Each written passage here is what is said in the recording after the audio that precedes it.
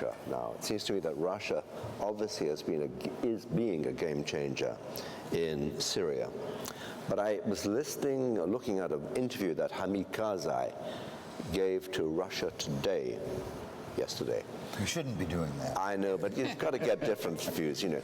And he was actually very encouraging of Russia's role and was basically inviting Russia to have a role in Afghanistan.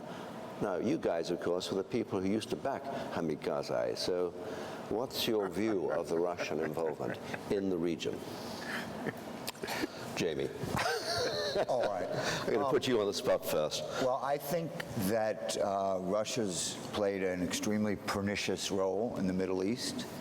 I think Russia has shown itself willing to break the one rule that the European community thought it had learned from 2 world wars, that a large country doesn't invade a smaller country and break the border by force. It has done that in Ukraine. So Russia is no longer part of the civilized world by doing that, to me. No, Russia has broken the one rule that was required to be accepted to be part of the civilized European world. You did invade Grenada. Not your administration, but sorry, I'm being a little glib. Grenada is a little glib, yes. We're in the modern world. Russia has invaded its neighbor, and I think that that same Russia has intervened in Syria to support a butcher, a man who's killed 400,000 of his own people. I mean, they have records of the intelligence services of the Syrian government that have taken pictures of the people that they have murdered and tortured so that they can get credit for having done the murdering and torture as opposed to another intelligence agency.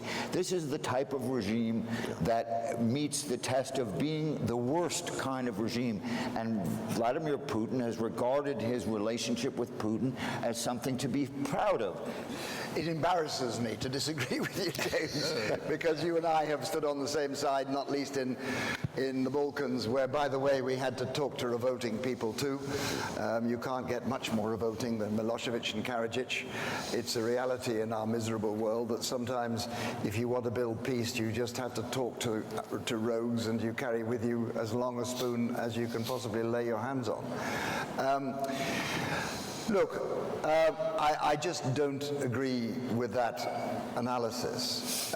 If we were living in past days when the West, if it got its act together, could propose and dispose in detail in every corner of the world, Jeremy, your view would be right. But we're not. We're now living in a world where after Iraq, after Afghanistan, after Libya, and after repeating pretty well precisely the same foolish policies in Syria, we find that the West is reaching the limits of its power to change events, and the rest of the world knows it bloody well, even if we don't yet.